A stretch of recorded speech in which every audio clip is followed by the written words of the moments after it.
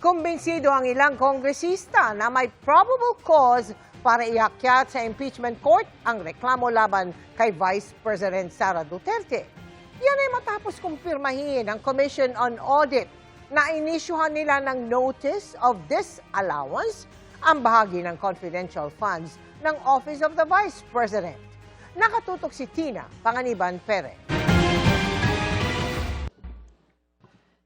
Iisa pa lamang sa mga ipinunto sa impeachment complaint laban kay Vice President Sara Duterte ang natatalakay ng House Committee on Justice. Ito ang maling paggamit umano ng kanyang confidential funds sa Office of the Vice President at noong nakaupo pa itong Education Secretary.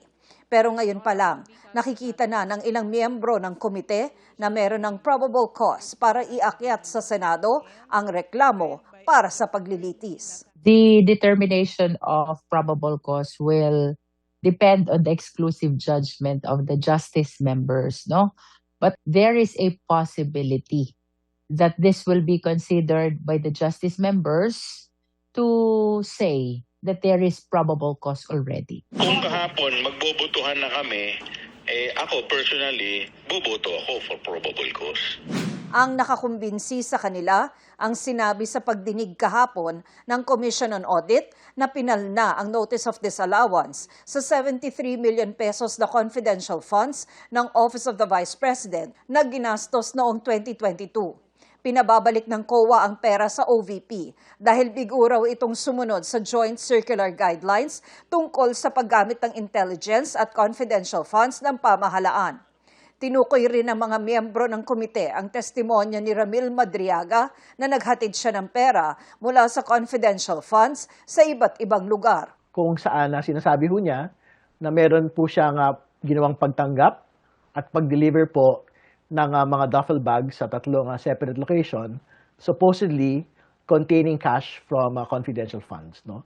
Ito pong lahat ng mga ito, yung pong magiging mabibigat na batayan para po masabi po natin na meron pong probable cause to impeach the Vice President on the basis of confidential funds.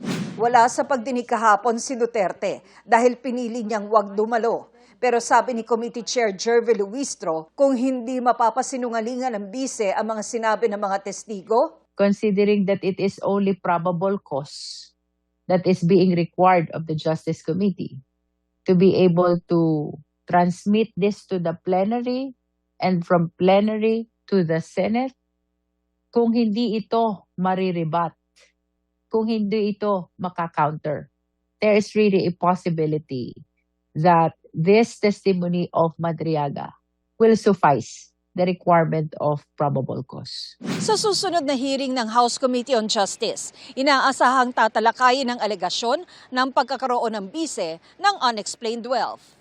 Ang susunod na hearing ng House Committee on Justice ay gagawin sa April 22. Tina Panganiban Perez, Nakatutok, 24 Oras.